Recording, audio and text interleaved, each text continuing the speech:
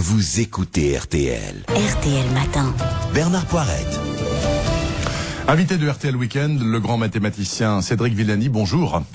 Merci d'être ce matin à notre micro. On savait de vous que vous étiez un génie des maths. Vous avez remporté il y a 3 ans la médaille Fields. Vous êtes aussi un très fervent militant pro-européen et vous œuvrez en ce sens au sein du groupe de réflexion Europe Nova qui organise la conférence Europa ce week-end à la Sorbonne. Monsieur Villani, pourquoi un tel engagement dans une institution, l'Union européenne, tant décriée dans chacun des 27 pays qui la composent et notamment en France? Qu'est-ce qui vous branche, vous ?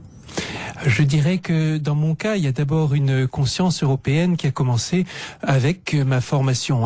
Je suis un pur produit du système français, ça n'empêche que je suis aussi passé par la case des grandes universités américaines incontournables et puis la case des échanges européens. Alors que j'étais jeune mathématicien, ça a joué un rôle. Avec Erasmus notamment plus tard qu'Erasmus, au moment où j'étais en thèse, mes premiers échanges dans le cadre d'un programme européen, mes collaborateurs étaient allemands, italiens, ça a joué un rôle fondamental et j'ai pu apprécier sur le terrain, dans ma partie, combien ce continent est riche de compétences et de talents variés. Alors pour autant, Monsieur Villani, vous savez très bien que l'Europe et surtout ses réglementations très tatillonnes qui s'empilent chaque année exaspèrent beaucoup d'Européens et beaucoup de Français. C'est à cause de Bruxelles qu'on peut plus faire des fromages au lait cru. Alors, vous utilisez un petit raccourci, mais je suis le premier à déplorer la surabondance de normes et de règles tatillonnes au sein de l'actuelle Union européenne. Il faut bien prendre conscience que l'Europe, c'est pas une question bureaucratique au départ. Au départ, l'Europe, c'est une question collective.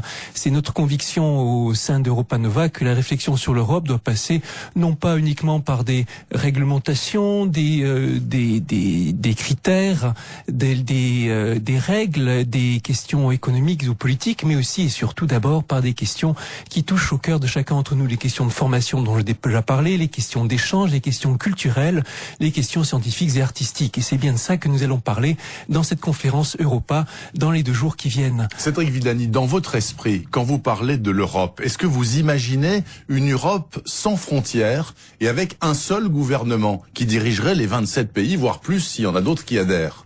Ou pas du tout? Je pense qu'à terme, il sera un système beaucoup plus efficace et beaucoup plus protecteur pour nous, beaucoup mieux adapté à servir les intérêts de l'Europe que d'avoir une instance de type gouvernemental qui aura en tête de préserver les intérêts de l'Europe et de coordonner de manière stratégique les différentes politiques des États européens. En particulier, j'appelle de mes vœux à ce qu'il y ait un jour un président élu des États-Unis d'Europe. Ce n'empêchera pas, bien sûr, que des gouvernements nationaux continuent, comme cela est normal et ça, on ne remet pas en question d'un revers de main des siècles de culture et d'habitudes gouvernementales, bien sûr. Mais le grand acquis de l'Europe, comme elle a été voulu par les pères fondateurs il y a fort longtemps, Cédric Villani, c'est quand même que maintenant, depuis 60 ans, nous vivons en paix, non? Et ça, c'est quelque chose qui fait plaisir, c'est la raison du prix Nobel de la paix, et c'est pas rien du tout. Et vu l'histoire dans ce continent qui a été bien sûr extrêmement riche en richesse matérielle, en richesse culturelle, en tout ce qu'on veut, du nord au sud, de l'est à l'ouest, le fait que ce soit un continent qui s'est aussi déchiré pendant des millénaires par des guerres incessantes et que maintenant nous sommes à l'abri de cela, c'est un acquis considérable qu'il faut bien prendre en compte. Et je dirais que au-delà du sentiment de vivre en paix, d'abord la protection bien sûr des citoyens, c'est la première tâche d'un gouvernement, d'un projet politique quel qu'il soit, et puis leur permettre de développer leur projet en paix et dans la sérénité.